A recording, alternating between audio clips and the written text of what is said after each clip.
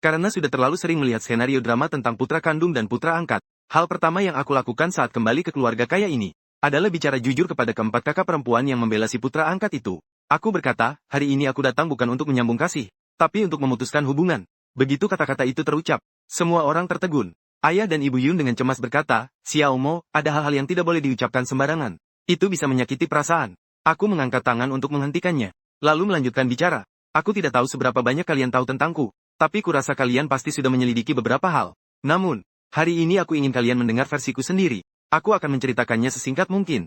Kuharap kalian tidak memotong di tengah jalan. Melihat tidak ada yang keberatan, aku melanjutkan, pengasuh keluarga Yuan, yaitu ibunya Fang Yuan, membawaku pergi setelah menculikku ke kampung halamannya di barat daya. Di sana ada suaminya yang pemabuk, dan dua anak laki-laki yang tidak berguna. Aku tinggal di rumah mereka sampai usia 6 tahun. Selama itu, aku mengalami pemukulan yang tak terhitung jumlahnya. Seingatku, aku tidak pernah makan sampai kenyang sekalipun. Kelaparan setiap 2 atau 3 hari adalah hal biasa.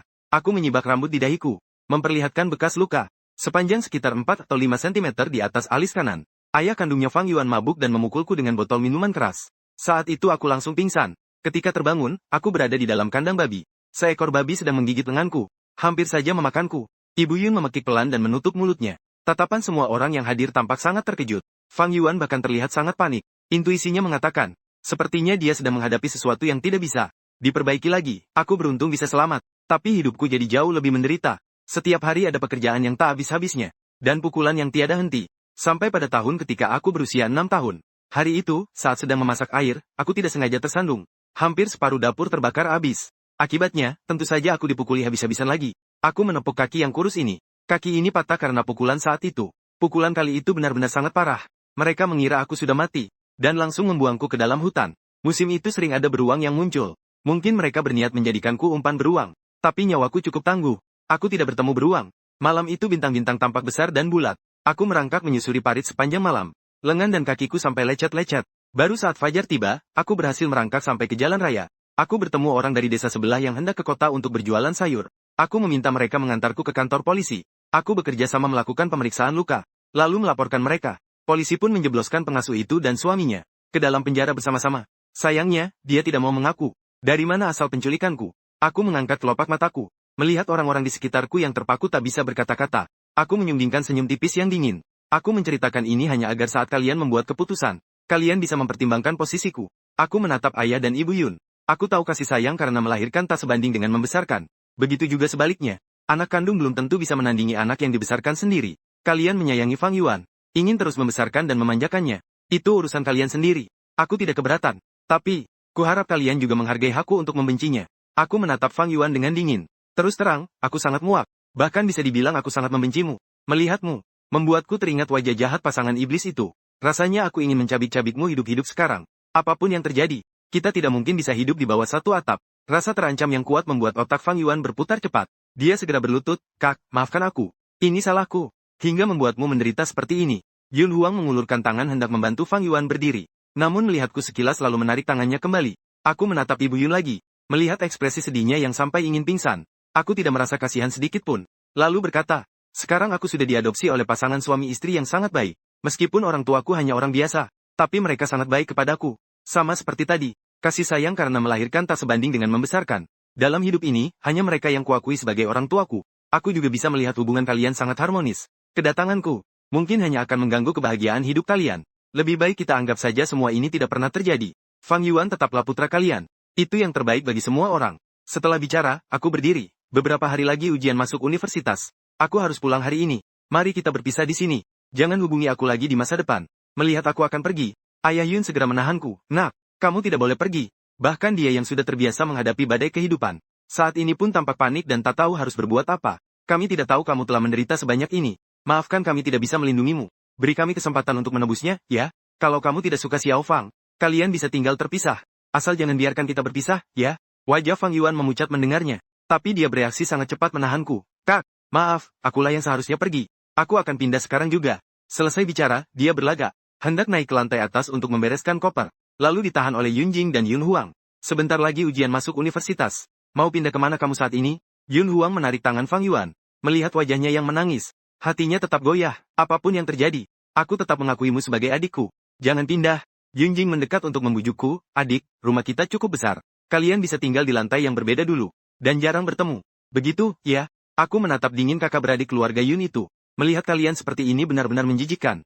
Yun Huang tadinya ingin membalas bicara. Tapi entah mengapa, melihat mataku yang dingin dan penuh cibiran itu, dia tak bisa mengeluarkan kata-kata. Tangan yang memegang Fang Yuan pun tanpa sadar terlepas. Aku melanjutkan dengan sinis. Begitu akrabnya kalian. Dengan putra dari orang yang menyiksaku, bahkan ingin membunuhku. Dengan keakraban ini, aku hanya bisa menganggap kalian sebagai komplotan mereka. Dan ikut membenci kalian juga. Oh iya. Sebelum keluar aku menoleh sekali lagi ke arah Fang Yuan. Li Qing, ibumu, bebas dari penjara Jumat depan. Mata Fang Yuan terbelalak. Lalu dia pingsan. Ibu Yun tidak langsung mempedulikannya. Melainkan berlari menarikku. Kenapa? Buru-buru sekali. Kamu kan baru saja sampai.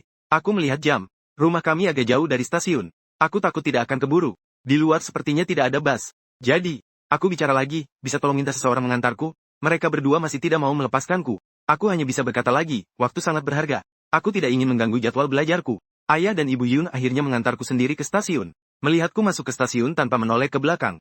Ibu Yun hampir pingsan di tempat. Dia benar-benar pergi begitu saja. Dia bahkan tidak minum setetes air pun dari rumah. Anak itu masih punya luka di hatinya. Jangan terlalu terburu-buru. Ayah Yun kali ini justru bisa lebih tenang. Hubungannya yang baik dengan orang tua angkatnya itu hal bagus. Setidaknya kita tahu dia hidup dengan baik setelah itu. Begitu teringat penderitaan yang dialami putranya. Ayah Yun mengertakkan gigi. Aku akan meminta mereka mengaturnya. Setelah ujian selesai, kita akan berkunjung sendiri untuk berterima kasih pada mereka. Baru keesokan harinya siang hari kereta sampai di stasiun. Begitu keluar stasiun, aku melihat ayah melambai ke arahku. Sepanjang jalan ayah terus mengoceh. Tapi dia tidak bertanya sepatah kata pun tentang urusan pengakuan itu. Ibu juga sama. Hanya terus menambah lauk untukku. Mereka tampak sangat tegang. Tapi tetap menahan diri dan tidak menanyakan apapun. Aku tidak mengakui mereka. Tadinya aku berpikir setelah ujian, baru akan menjelaskan situasinya kepada kedua orang tuaku ini. Tapi melihat mereka begitu berhati-hati, aku tidak tega. Ayah dan ibuku, selamanya hanya kalian, orang-orang itu. Kalau bisa tidak usah dihubungi lagi. Kalaupun terpaksa berhubungan, anggap saja sebagai kerabat biasa. Belum sempat aku selesai bicara. Ibu tidak senang dan menggebrak meja. Apa-apaan? Xiao Mo kita ini hebat sekali. Mereka berani tidak mengakuinya. Mau mereka apa? Ayah segera menenangkan istrinya. Kecilkan suaramu, nanti Xiao Mo takut. 00, pukul 5:07, 600 tanda hubung lebih besar dari 00, 10,600, Ibu Jiang, kan sudah kubilang saat Xiao Mo pergi ke Haicheng aku harus ikut. Lihat ini, dia pasti sudah ditindas orang. Bicara apa kamu ini? Itu kan orang tua kandung Xiao Mo. Pasti mereka sangat menyayanginya. Bu, apa ibu mau mengusirku? Aku menatapnya dengan tatapan memelas. Siapa yang mau mengusirmu? Emosi ibu cepat naik, tapi air matanya lebih cepat lagi turun. Matanya seketika memerah. Kamu ini satu-satunya permata ibu. Bagaimana mungkin ibu rela? Tapi mereka kan orang tua kandungmu. Dan jauh lebih kaya dari kami. Kalau mereka menyayangimu, itu bagus. Dengan mata berkaca-kaca aku memeluk ibu. Seberapapun kayanya mereka, aku tidak peduli. Aku cuma peduli pada kalian. Ujian berjalan lancar. Meskipun hasilnya belum keluar dalam waktu dekat. Tapi kurasa tidak ada masalah. Baru sebentar aku membantu di warung makanan orang tuaku. Mereka sudah mengusirku ke pojokan untuk belajar. Ketika seluruh keluarga Yun tiba, mereka melihat di sudut yang remang-remang. Ada sebuah lampu meja yang terang. Di samping meja, seorang pemuda berpakaian santai sedang serius membaca. Warung itu ramai sekali. Tapi pemuda itu sepertinya tidak terganggu sama sekali. Pasangan keluarga Yun melewati gang yang berminyak. Berjalan hati-hati melewati meja dan kursi yang rendah. Melihat tamu datang, ibu dengan ramah mempersilakan mereka masuk. Lalu membawakan semangkuk ketan untukku. Aku mengambil sesendok besar. Dan menyuapkannya ke mulut ibu. Dia tidak sempat menghindar dan mulutnya penuh dengan suapan itu. Tapi langkahnya yang mundur justru memberi ruang pandang. Keluarga Yun melihatku sedang memegang ketan bakar. Dengan senyum yang sangat ceria. Sangat berbeda dengan sosok dingin. Saat berada di rumah keluarga Yun. Xiao Mo, Ibu Yun tak tahan untuk memanggil. Aku baru sadar siapa yang datang. Dan senyumku seketika hilang. Ayah yang sedang sibuk di dapur. Menoleh dan bertanya, tamu-tamu ini. Kenal dengan Xiao Mo kami? Halo, kami adalah orang tua kandung Xiao Mo. Satu kalimat itu membuat kedua orang tua angkatku terpaku di tempat. Terpaksa warung ditutup lebih awal. Dan mereka membawa keluarga Yun pulang ke rumah. Setelah berbasa-basi sebentar, keluarga Yun menjelaskan maksud kedatangan mereka. Kalau Xiao Mo harus mengulang ujian, di Haicheng ada sekolah-sekolah terbaik nasional. Pergi ke sana akan membantu masa depan anak ini. Siapa bilang anakku harus mengulang ujian? Ayah angkatku langsung tidak senang. Putranya adalah siswa berprestasi yang terkenal di lingkungan itu. Dan selalu menjadi kebanggaan terbesarnya. Mana mungkin kata, mengulang, dikaitkan dengannya? Lalu kalau dia pergi ke Haicheng, apa dia tinggal bersama kita? Apa putra pengasuh jahat itu masih kalian besarkan? Sebelum pergi ke Haicheng, aku sudah menceritakan semua hal ini kepada mereka.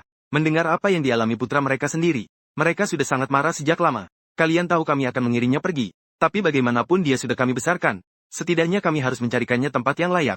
Masih butuh sedikit waktu lagi. Tahu apa kalian? Tahu tidak kalian, saat kami baru menjemput Xiao Mo dulu. Ada berapa banyak luka di sekujur tubuhnya? Badannya yang kecil itu benar-benar tinggal tulang di balut kulit. Katanya umur 6 tahun. Tapi kalau dibilang baru 3 tahun pun orang percaya. Begitu akhirnya bertemu orang tua kandungnya. Ternyata apa? Orang tua kandungnya malah memanjakan anak dari orang yang mencelakainya. Tidak bisa. Lebih baik kalian pergi saja. Aku marah melihat kalian. Aduh, bicaralah baik-baik. Kenapa baru mulai sudah emosi begini? Ayah angkatku kembali menjadi penengah. Kalian jangan marah. Dia memang pemarah. Tidak, kami tahu ini semua demi Xiaomo. Pasangan keluarga Yun di Haicheng adalah orang-orang yang terpandang. Tapi di bawah atap rumah di kota pinggiran ini, mereka benar-benar merasa rendah diri. Kurasa hasil ujianku cukup bagus. Masuk Universitas Haida harusnya tidak masalah. Benarkah? Ibu Yun menatap putranya, yang kini duduk berdampingan dengan ibu lain. Keakraban mereka membuat hatinya terasa pilu. Kalau kamu ingin ke Haicheng, kamu bisa ikut kami dan mengulang setahun di sana. Ayah dan ibu akan mencarikan guru pendamping terbaik. Seluruh keluarga bisa membantumu. Bahkan kalau akhirnya tidak bisa masuk Haida, masuk program sarjana biasa pun tidak masalah. Nanti setelah lulus, kamu bisa langsung masuk ke perusahaan keluarga. Aku tidak butuh kalian merencanakan apapun untukku. Haicheng bisa kudatangi sendiri. Universitas pun bisa kupilih sendiri. Nanti setelah di Haicheng, kalian tidak perlu repot-repot mengurusku. Aku akan tinggal di asrama. Melihat ibu angkatku membelalak, aku terpaksa sedikit melunakkan kata-kataku. Tentu saja aku tidak akan memutuskan hubungan sama sekali. Aku bisa menganggap kalian sebagai kerabat. Sesekali berkunjung juga boleh. Kata, kerabat, itu cukup menyakitkan hati. Tapi setidaknya lebih baik daripada putus hubungan total seperti sebelumnya. Baiklah, kita ikuti maumu dulu. Ayah Yun menahan istrinya dan berkata padaku, rumah kami tepat berada di samping Haida. Apapun hasil ujianmu nanti, kamu bisa pindah ke sana dulu. Usiamu masih muda. Masalah asrama bisa kita bicarakan lagi nanti. Tenang saja, orang yang tidak ingin kamu temui tidak akan muncul. Kedua belah pihak saling mengalah selangkah. Akhirnya mencapai kesepakatan yang sementara memuaskan semua orang. Hasil ujian masuk universitas keluar.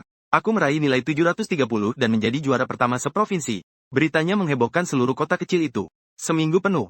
Saat ini, keluarga Yun di Haicheng sedang mengadakan pesta perayaan. Merayakan putra angkat mereka, Fang Yuan, yang berhasil masuk Fakultas Desain Haida dengan nilai 616.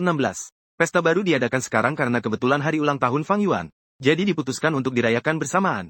Apa kita tidak tanya saja? Entah bagaimana hasil ujian Xiaomo. Hari ini juga hari ulang tahun Xiaomo. Aku sudah mengirim ucapan selamat ulang tahun dan angpau. Tapi dia tidak membalas pesan. Dan angpaunya pun tidak diterima. Jangan dulu, tunggu beberapa hari lagi baru tanya. Hasil ujian baru saja keluar. Mungkin perasaan sedihnya belum hilang.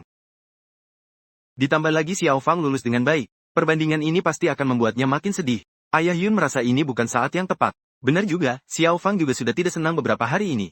Pukul 0:09, 13,166 tanda hubung lebih besar dari pukul 0:11, 3,166, untunglah suasananya membaik karena hasil ujian keluar, 00, pukul 16:000 tanda hubung lebih besar dari pukul 0:17, 433, lebih baik tunggu sebentar lagi. Setidaknya biarkan Xiao Fang senang untuk beberapa hari.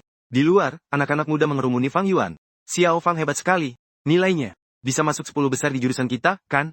Tiba-tiba seseorang mendekat. Kulihat keluargamu. Masih paling sayang pada putra yang baru ditemukan itu.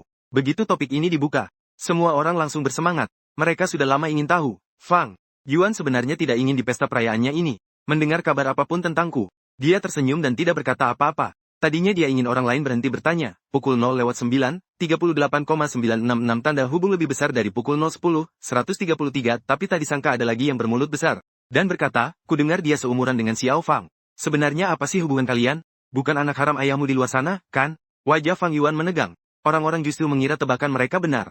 Ibumu masih menyayangimu. Ayahmu selingkuh, apa ibumu senang? Pasti tidak senang, dong. Itu sebabnya dia tidak dimunculkan. Kalau seumuran, berarti dia ikut ujian tahun ini juga, kan? Xiao Fang, apa kamu tahu dia dapat berapa poin? Jangan-jangan cuma dapat 200 atau 300 poin. Dan tidak lulus garis nilai universitas? Aku pun tidak tahu. Perasaan Fang Yuan sekarang diselimuti ketakutan. Tapi juga ada sedikit rasa puas yang aneh. Dia berpikir, ya, meskipun dia putra kandung, terus kenapa? Tumbuh besar di tempat seperti itu. Sejak kecil mengalami banyak penderitaan. Pasti dia tidak mendapatkan pendidikan yang baik. Dari segi kemampuan pribadi, dia bagaimanapun tidak akan bisa menandinginya. Fang Yuan tersenyum. Sebenarnya hatinya sedikit cemas. Dan juga penasaran berapa nilai yang kudapatkan. Sejak aku berkunjung waktu itu. Meskipun ayah dan ibu tidak mengatakan apa-apa. Tapi sikap mereka terhadapnya jelas-jelas menjadi jauh lebih dingin dari biasanya. Dan juga lebih berjarak. Bahkan dia mendengar kakak-kakaknya berdiskusi. Setelah kuliah nanti biarkan dia tinggal di asrama. Kalau nilaiku benar-benar cuma 200 atau 300 poin. Apakah ayah, ibu, dan para kakak masih akan tidak menyukaiku? Bukankah jika dibandingkan, dirinya jauh lebih hebat? Liu Ruyan datang. Seseorang berseru. Fang Yuan menengadah. Melihat Liu Ruyan berjalan ke arahnya. Liu Ruyan sudah mengejarnya selama setengah tahun. Meskipun dia menyukainya, tapi dia juga menikmati perasaan dikejar. Jadi dia selalu menggantung perasaan gadis itu. Tapi sekarang, Fang Yuan merasa Liu Ruyan dan dukungan di belakangnya adalah keluarga Yun. Maka keluarga Liu mungkin akan menjadi penyelamat hidupnya. kamu datang, pemuda itu. Tersenyum manis padanya. Sambutan yang jauh lebih hangat dari biasanya itu membuat Liu Ruyan sangat terkejut sekaligus senang. Baru sebentar mereka duduk mengobrol. Datang lagi tamu tak diundang. Ada tamu besar datang. Ya ampun, Xiao Fang, kamu hebat sekali. Pesta perayaanmu bahkan dihadiri keluarga Mi. Seseorang berseru heboh. Keluarga Mi tidak hanya terkenal, tapi juga punya latar belakang yang kuat. Beberapa tahun belakangan, kejayaan keluarga Mi. Semuanya karena pemegang kekuasaan saat ini, Mi Chai.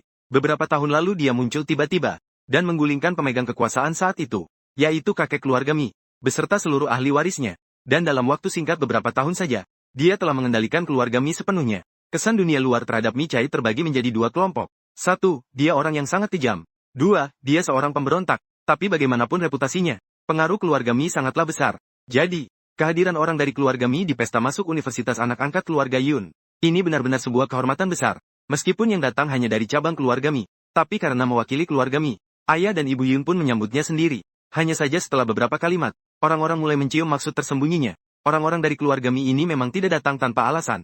Kedatangan mereka kali ini sepertinya untuk membicarakan perjodohan. Kakek keluarga Mi yang sudah turun tahta itu, ingin menjodohkan putri bungsunya, yaitu Mi Chai, dengan putra sulung keluarga Yun. Cara keluarga Mi berurusan sangatlah mendominasi. Bukan datang untuk bernegosiasi, tapi seperti datang untuk memberi pengumuman. Hadiah yang diberikan pun sangat banyak. Begitu daftar hadiah dibacakan, semua orang menarik napas dalam-dalam. Selain properti dan tanah, ternyata ada juga 5% saham dari keluarga Mi. Keluarga Mi sangat kaya raya. 5% saham itu, bahkan nilainya lebih dari 10 kali lipat target mereka. Seketika suasana menjadi hening. Liu Ruyan diam-diam menggenggam erat tangan Fang Yuan. Wajahnya tampak buruk. Dia, Liu Ruyan, paling-paling cuma dijuluki sebagai putri utama. Tapi Mi Chai adalah sosok yang benar-benar berjuang sendiri meniti tahta. Jika kaisar ingin merebut pria darinya, mungkin nyawa sebanyak apapun tidak akan cukup. Yang akan dijodohkan adalah Mi Chai. Bukan Mi Xinyu, kan? Seseorang bertanya dengan nada penasaran. Mi Xin Yue adalah putri dari anak sulung keluarga Mi, keponakan kandung dari Mi Chai. Meskipun perbedaan usia mereka tidak banyak, tapi memang berbeda tingkatan generasi. Tidak seperti Mi Chai yang dikenal bagaikan duri, atau iblis yang menakutkan. Mi Xinyu adalah sosok yang dibesarkan dengan pendidikan bangsawan klasik, sangat anggun dan berwibawa, cukup populer di kalangan mereka. Putra keluarga Yun dan Mi Xinyu memang lebih senior dalam hal status maupun usia. Benar, saat Direktur Mi dan orang tua Yun bilang ingin mempertimbangkannya, keluarga Mi justru bersikeras meninggalkan semua seserahannya. Kedudukan keluarga Mi memang lebih tinggi dari keluarga Yun dan Liu. Tapi Mi Chai ini orang yang sangat berbahaya. Fang Yuan pernah bertemu dengannya dulu. Dia sedang menghajar orang dengan botol miras di sebuah bar. Fang Yuan tidak ingin mencari masalah dengannya. Gara-gara kejadian ini, pestanya berakhir begitu saja. Liu Ruyan tidak pergi. Dia terus menenangkan Fang Yuan. Fang Yuan tampak sangat ketakutan. Ayah, ibu, Mi Chai itu 10 tahun lebih tua dari Xiao Fang. Xiao Fang baru saja dewasa hari ini. Pernikahan ini tidak boleh disetujui. Yun Huang membela adiknya lebih dulu. Ini belum tentu keinginan Direktur Mi sendiri. Mungkin dia tidak tahu kalau kakek Mi datang melamar. Kalau kita asal setuju, itu malah bisa menyinggung perasaannya. Meski Yun Jing juga tidak ingin Fang Yuan menikah dengan wanita itu. Tapi alasan yang dia berikan jauh lebih masuk akal. Ayah, ibu, aku sudah punya orang yang kusukai. Fang Yuan menatap Liu Ruyan dengan ragu. Mendengar Fang Yuan bilang menyukainya, Liu Ruyan merasa sangat senang. Seketika naluri melindunginya meledak. Tentu saja dia harus bicara pada paman dan bibi. Aku menyukai Xiao Fang. Asal kalian setuju, aku akan meminta keluargaku segera datang melamar. Keluarga Yun selama ini memang senang melihat Liu Ruyan mengejar Fang Yuan. Hanya saja tidak menyangka setelah keluarga Mi melamar, Liu Ruyan masih mau bertunangan dengan Fang Yuan. Terlepas apakah ini hanya emosi sesaat, keberaniannya menentang sang Raja Kegelapan patut diacungi jempol. Keluarga Yun sangat puas dengan hal ini. Biar kupikirkan lagi. Yun Fu melambaikan tangan menyuruh semua orang bubar. Mengingat kerjasama dengan keluarga Mi belakangan ini, dia merasa sedang dijebak oleh kakek Mi. Ini bukan sekadar perjodohan, tapi memaksanya untuk memilih kubu. Jika dia menerima pernikahan ini begitu saja, artinya dia adalah orangnya kakek Mi. Tapi kalau dia menemui Mi Chai secara pribadi, lalu Mi Chai membuat keributan dengan kakek Mi, maka keluarga mereka akan sepenuhnya memihak Mi Chai.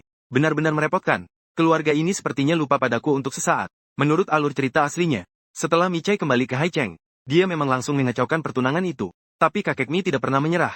Katanya karena seorang peramal bilang, hanya ramalan lahir tuan muda keluarga Yun yang bisa meredam aura haus darah Mi Chai. Belakangan, saat mereka dijebak untuk bersama, keluarga Mi juga ikut andil. Tapi saat ini belum ada yang tahu kalau keluarga Mi melamar karena masalah ramalan lahir. Wajar jika mereka berpikir, keluarga Mi tertarik karena kehebatan Fang Yuan. Namun, keramaian sekarang tak ada hubungannya denganku. Hidup berjalan seperti biasa, tanpa ada masalah.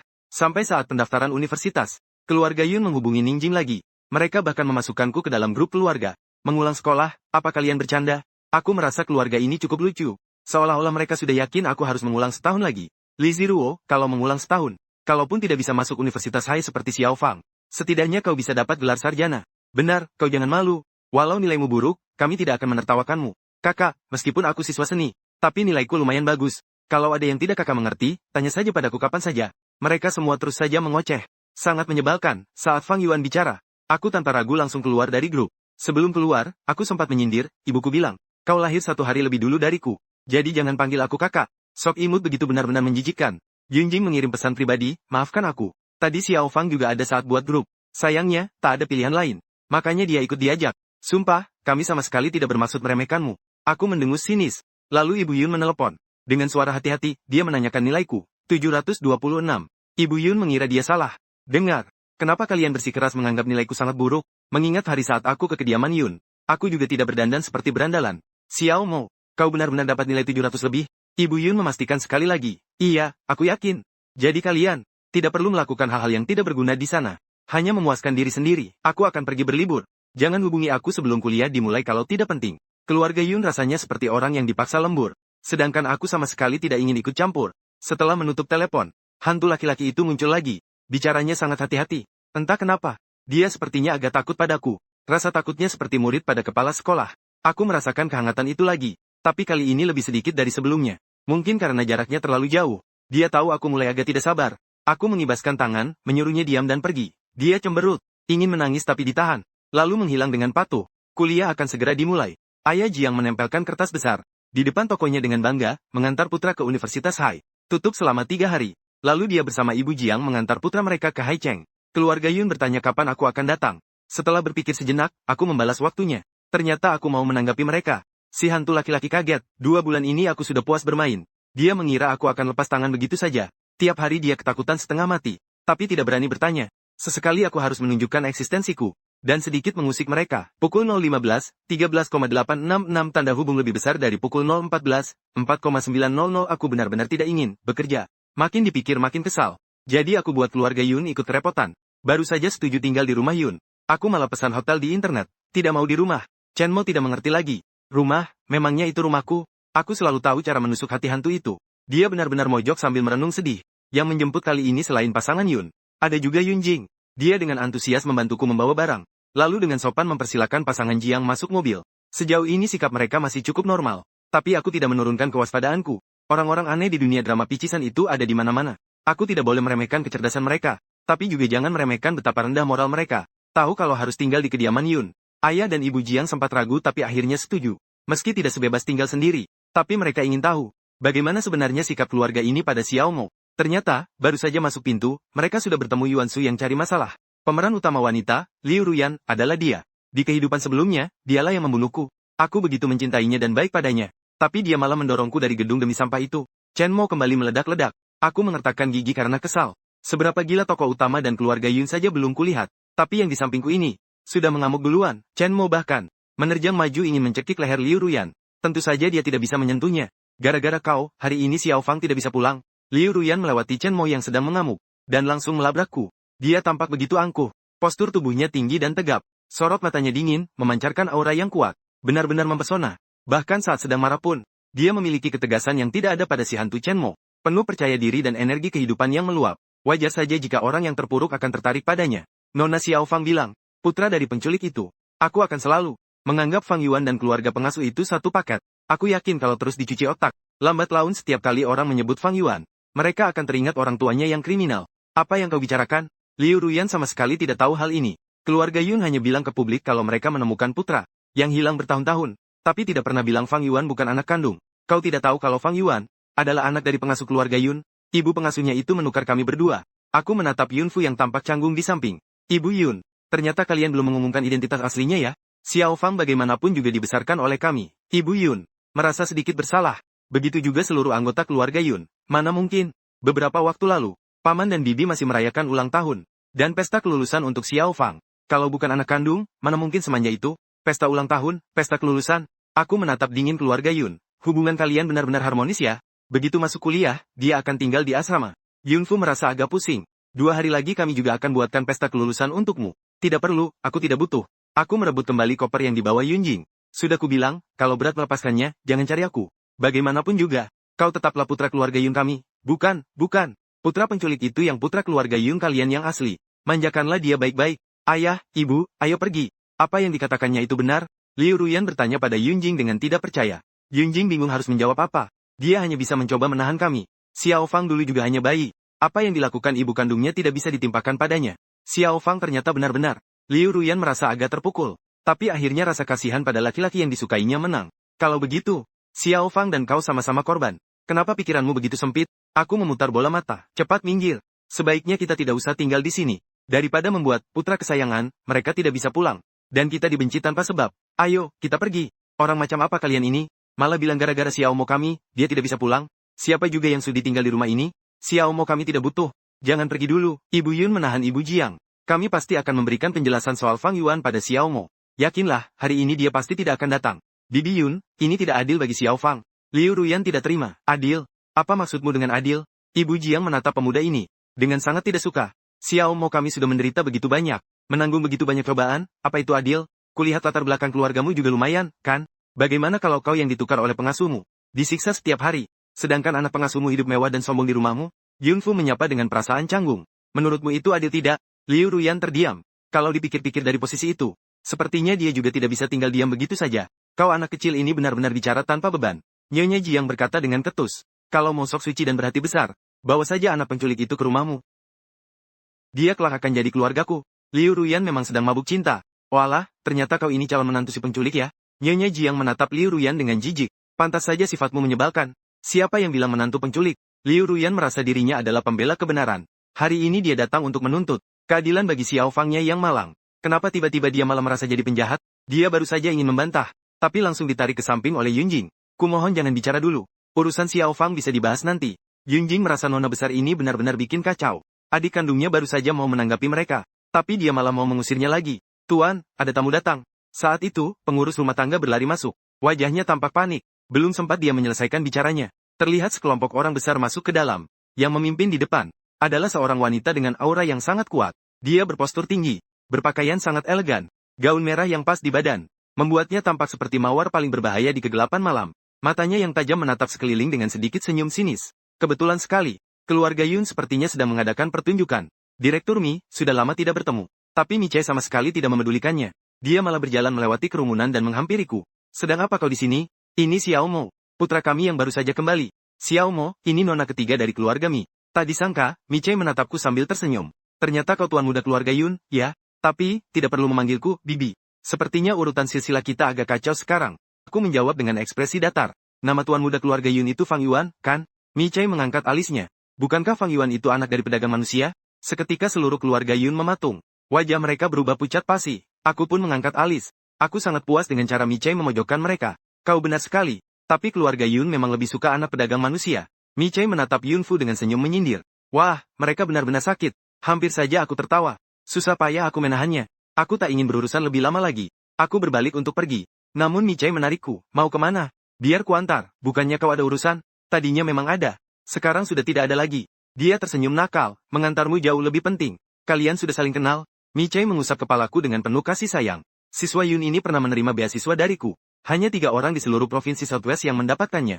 Mendengar itu, orang tuaku langsung teringat. Ya ampun, Anda pengusaha sukses yang muncul di TV itu? Anda orang yang sangat baik. Sikap orang tuaku terhadap Mi Chai langsung berbalik 180 derajat.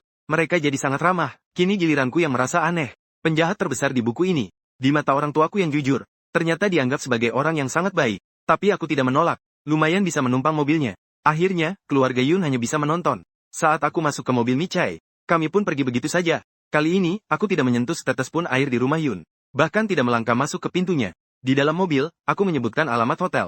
Tapi Mi Chai dengan santai menyodorkan ponselnya. Tambah WeChat-ku. Bagikan lokasimu. Orang tuamu datang jauh-jauh, kenapa menginap di hotel murah?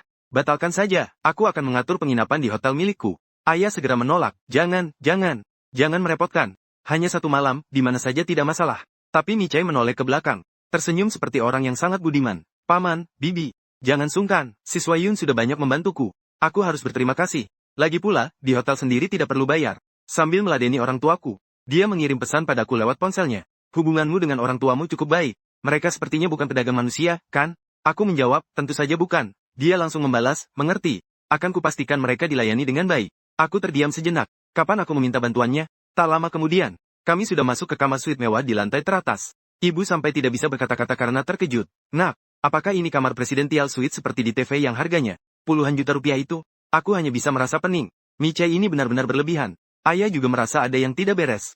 Dia terus bertanya bantuan apa yang telah kuberikan padanya. Aku langsung berbohong, dia hampir dirampok. Dan aku membantunya menelepon polisi. Baru saja mau minta ganti kamar. Michai mengetuk pintu dan masuk. Ibu takut mengganggu bisnisnya. Jadi dia buru-buru minta pindah kamar. Siapa sangka Michai sangat pintar bersilat lidah. Dia tidak hanya menyuruh mereka memanggilnya Xiaomi, tapi juga bilang kalau sekarang sedang off-season Asteris. Kamar kosong hanya akan mubazir. Asteris off-season Asteris, padahal di luar sana sedang ramai-ramainya. Tapi orang tuaku percaya saja. Kemudian Michai mengajak kami makan. Dia lalu mencari alasan, siswa Yun, bisa ikut denganku sebentar? Aku sudah mencarikan guru konsultan untuk pendaftaranmu. Begitu mendengar ini soal pendidikan, mata ibu langsung berbinar. Dia menyuruhku segera pergi. Aku pun terpaksa mengikutinya keluar. Baru berjalan beberapa langkah. Dia tiba-tiba menarikku ke kamar suite sebelah. Detik berikutnya, dia menekanku ke dinding. Napasnya yang panas terasa begitu dekat. Yumo, kau sudah dewasa, kan? Aku mencoba meronta, tapi tangannya terasa sekuat baja. Aku akhirnya menyerah. Aku menatapnya, matamu sangat indah. Dia mengucapkannya dengan nada menggoda tapi terdengar mengerikan. Suka, bagaimana kalau kucungkil dan kuberikan padamu? Aku menjawab dengan tenang, kalau tidak hidup lagi, aku tidak suka. Dia tiba-tiba mendekat. Bibirnya hampir menempel. Kalau begitu, ikutlah denganku. Biar bisa kau lihat setiap hari. Aku menyingkirkan tangannya, yang bersandar di pinggangku dengan wajah datar. Jadi, Tuan Mi, apakah ini termasuk pelecehan seksual? Dia malah tertawa. Jika iya, apa yang akan kau lakukan? Lapor polisi. Sebelum polisi datang, aku bisa berbuat lebih banyak lagi. Aku menahan tangannya yang lancang itu. Aku menatapnya dengan dingin. Kalau kau teruskan, aku akan benar-benar menjauhimu selamanya. Dia akhirnya melepaskan tangannya. Wajahnya menunjukkan sedikit rasa kecewa. Bisakah kau tidak terlalu kaku dan serius? Aku merapikan pakaianku. Aku memang membosankan dari dulu. Ayo pergi. Selama makan, Michai bersikap sangat manis. Dia membuat orang tuaku sangat senang. Mereka bahkan setuju untuk menginap 2 hari lagi. Tapi malam harinya saat kembali ke kamar, aku memanggil Chenmo. Tapi ternyata saat menghadapi Michai, dia diam 1000 bahasa seperti burung puyuh ketakutan. Kau takut padanya? Dia mengangguk. Benar-benar konyol. Lalu kenapa kau ingin aku menikahinya? Kau sebenarnya suka padanya atau tidak? Barulah dia menceritakan kejadian di kehidupan sebelumnya. Mereka pernah bekerja sama untuk balas dendam. Setelah dia mati, Michai juga mati demi membalaskannya. Aku hanya merasa bersalah padanya. Kalau begitu, bukankah bisa membalas budi dengan cara lain? Tidak bisa, kata Chenmo. Dengan sikap tegas. Hanya dengan menikah, dia bisa menguasai keluarga Mi sepenuhnya. Jika tidak, dia akan mati dengan lebih tragis. Lalu dia mulai malu-malu. Di kehidupan lalu, aku bukan suami yang baik. Aku ingin menebusnya. Aku sangat marah sampai ingin mengumpat. Tapi yang terlahir kembali sekarang adalah aku. Aku sama sekali tidak mau menikahi si psikopat itu. Tapi hantu laki-laki ini malah menutup telinga seperti orang gila. Aku tidak peduli, aku tidak mau dengar. Wajahnya bahkan terlihat penuh damba. Lagi pula, saat kalian bersama, ada banyak aura romantis. Sangat serasi ditonton. Aku benar-benar kesal. Hantu malas ini benar-benar tidak beres otaknya. Pada hari pendaftaran, Michai menawarkan diri untuk mengantarku ke kampus. Dia tiba-tiba bertanya apa aku ingin mengusir Fang Yuan dari keluarga Yun. Jantungku berdegup kencang. Aliansi sudah dimulai. Dia tersenyum puas. Mohonlah padaku. Aku menatapnya. Untuk sekarang belum butuh. Nanti jika aku butuh, aku akan memohon padamu. Bagaimana? Akan kutunggu. Namun baru sebentar menikmati kehidupan kampus. Masalah datang menghampiri. Aku dan teman sekamar mau ke kantin. Tapi baru saja keluar gedung asrama, kami langsung berpapasan dengan Fang Yuan dan seluruh keluarganya. Keluarga Yun datang lengkap. Mengelilinginya seperti memuja rembulan. Sedangkan aku hanya sendirian. Aku melirik mereka sekilas, lalu berjalan melewati mereka begitu saja. Seolah tidak melihat apa-apa. Apa-apaan sikapmu itu? Yunjing berteriak, dan mengejarku. Kapan kau akan berhenti bersikap keras kepala seperti ini? Xiao Fang jauh lebih mengerti aturan darimu. Aku akhirnya berhenti. Aku menatapnya dengan dingin. Aku tidak akan pernah terbiasa. Dan aku tidak akan pernah menuruti kalian. Jadi sayangi saja adik kesayanganmu itu. Jangan ganggu aku. Saat itu seluruh keluarga Yun mendekat. Ibu Yun mencoba memancing emosiku. Yun Huang ingin memberikan uang sebagai ganti rugi. Aku malas meladeni mereka. Aku langsung menatap Fang Yuan. Oh ya, apa ayah kandungmu sudah mencarimu? Dia baru saja bebas dari penjara. Kau tidak ingin berbakti padanya? Diam. Wajah Fang Yuan pucat pasi. Dia menatap teman-temanku dan hampir menangis. Aku mohon jangan bicara lagi. Aku memang sengaja ingin mempermalukannya. Aku mendekat ke telinganya. Dengan suara yang hanya bisa didengar kami berdua. Aku memberi peringatan. Fang Yuan, jika ingin menjaga martabatmu sebagai tuan muda, maka menjauhlah dariku di sekolah ini. Jika kau memancing amarahku, aku tidak keberatan berbuat nekat di sini. Sampai kau tidak bisa tinggal di sini lagi. Setelah itu aku melepaskan mereka dan pergi begitu saja.